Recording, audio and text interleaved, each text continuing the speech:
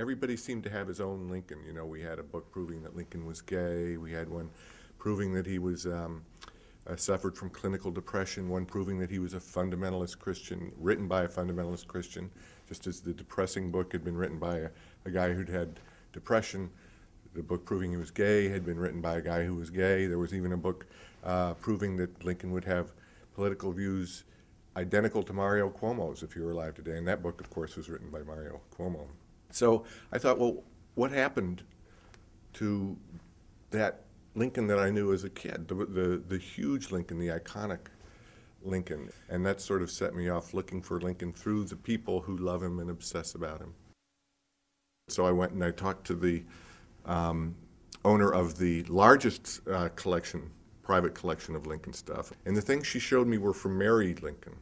She had Mary Lincoln's undergarments. She had a beautiful handmade sewing kit with Lincoln's likeness that Mary Todd had commissioned.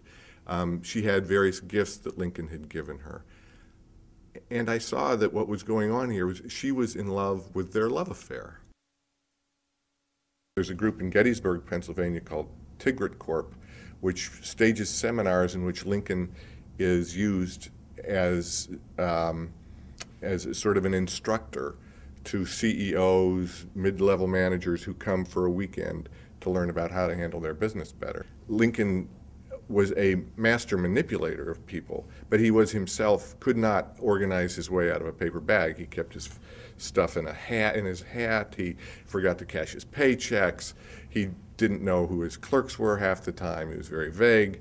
And so it doesn't make any sense to try and hold him out as the model of business acumen until you attend one of these seminars and you see what's really going on. They weren't really teaching business technique. What they were trying to teach was how to get along with people. And there was something, again, it kept, this recurred over and over again. There was something beautifully and touchingly American in what they were doing.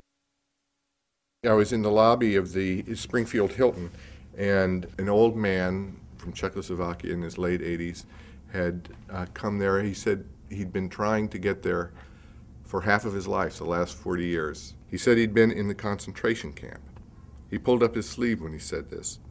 Every time he mentioned the concentration camp, he pulled up his sleeve, and you could see the number there. He said he knew about Abraham Lincoln and George Washington from when he learned about them in school as a boy in Czechoslovakia. When he was in the concentration camp, and he was all alone in his cell, it was the worst time in his life, and he didn't think he could go on anymore. And he said Mr. Lincoln came to him. Mr. Lincoln stood right in front of him, just like I'm standing here in front of you. And Lincoln said to him, "You never forget. All men are created equal." From this time onward, the man says he knew he was going to be all right. He knew he was going to persevere. And he vowed if he ever got out of that concentration camp, he would come to Springfield to thank Mr. Lincoln. And it turns out there actually is a Lincoln that we can learn from, draw inspiration from, and claim as our own. And you see it in the statue. It's huge, obviously. That's the first thing you notice about it. But if you look closer, you see the hair is rumpled, the tie's askew, his eyes aren't quite even, his hands betray kind of fidgetiness, he's wearing street clothes. This is a man. He's not a god, but he's very big.